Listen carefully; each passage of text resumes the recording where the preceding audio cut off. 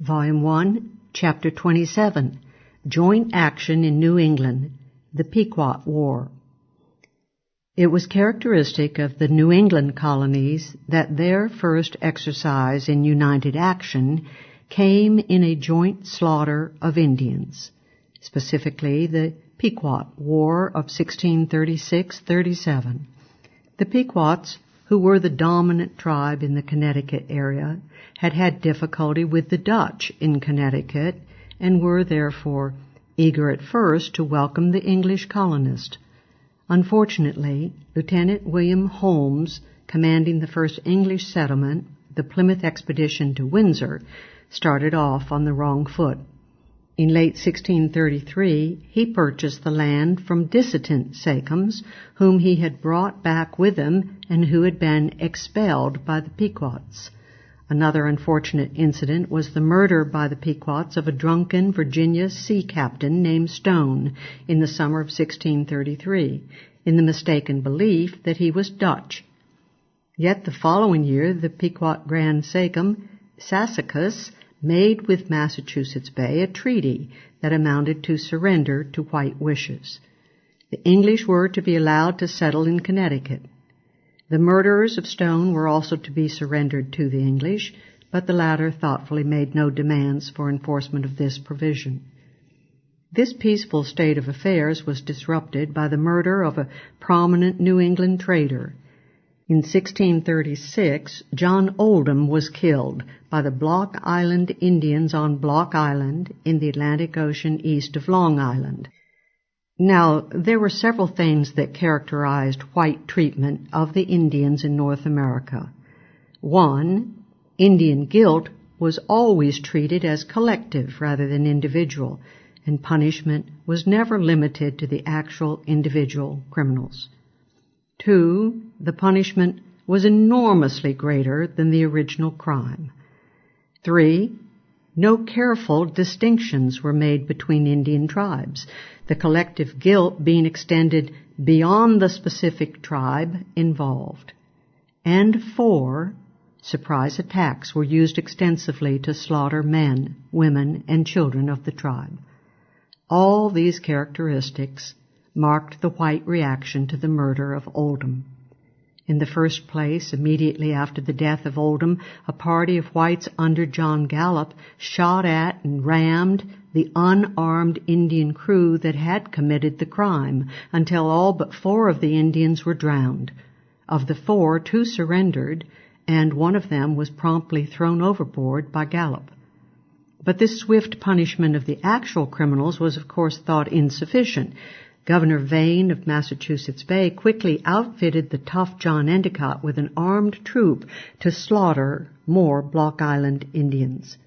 Now, the Block Islanders had nothing to do with the Pequots, but somehow even the relatively liberal Vane concluded a priori that the Pequots must be harboring some of the murderers, and he ordered Endicott to include the Pequots in the rigors of collective punishment.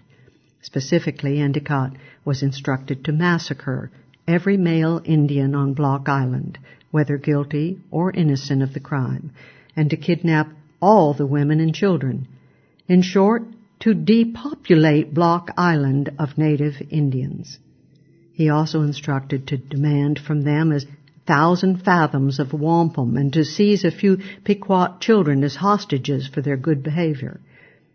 Endicott found that he could not catch the Block Island Indians, but he partially compensated by burning all their crops and wigwams and by destroying their property.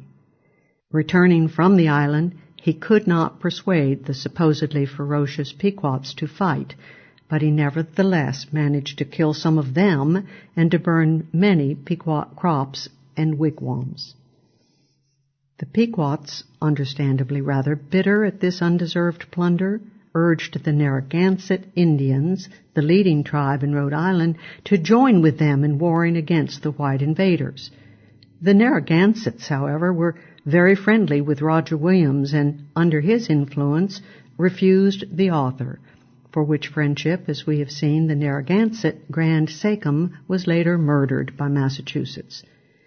The Pequot reprisal was to besiege Fort Saybrook, whose leader, Lieutenant Lyon Gardiner, had warned the exuberant Endicott in his plunder that "you come hither to raise these wasps about my ears, and then you will take wings and flee away." Still, the situation was not yet out of hand, as only the military had been attacked, and not the settlers. But then, in the spring of 1637, amidst this explosive situation, the settlers at Wethersfield violated a solemn agreement they had made with a friendly chief named Sequin. When they bought the land from Sequin, they agreed to allow him to remain within the town limits, but now Wethersfield violated the agreement and expelled Sequin from the town. For the Pequots, this was the last straw, and they attacked Wethersfield and killed some of the inhabitants. In the minds of the white men of that era, the deaths of a few white settlers were enough to justify the immediate extermination of an entire Indian nation, and it was precisely on such a course that the New England colonies now embarked. The first meeting of the General Court of Connecticut in May resolved upon an offensive war against the Pequot, and 90 men were conscripted from the Three River towns under the command of Captain John Mason, no relation to the Mason of New Hampshire. Joined by some dissident Indians, Mason launched a sneak attack on the Pequot camp, surrounding and burning the entire camp and slaughtering some 600 Indians, the bulk of them old men, women, and children. The remnant of the Pequot tribe under Sassacus attempted to flee westward, but they were now pursued by a combined force of Mason's troops and over 100 men from Massachusetts and Plymouth. Stragglers from the Pequots were slaughtered. Of over 100 Pequot men, women, and children hiding in a swamp, all the men were murdered in cold blood by the Massachusetts troop. 2 Pequots, spared when they promised to take the whites to Sassacus, were murdered when they failed to do so. The Pequot women were all either turned over to the ungracious hands of the dissident Indians or sold into slavery in Massachusetts. Finally, the remainder of the Pequots were trapped in a swamp near the site of Fairfield. The men were wiped out, and the women sold into slavery, in which, not making successful slaves, they died soon after. Roger Williams's pleas to Massachusetts for mercy for the Pequot prisoners were unheeded, despite his great service in keeping the Narragansetts out of the war.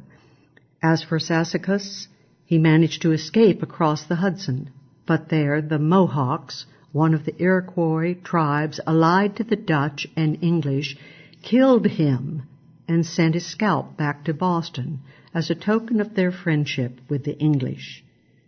The extermination of the Pequot people had been successfully accomplished.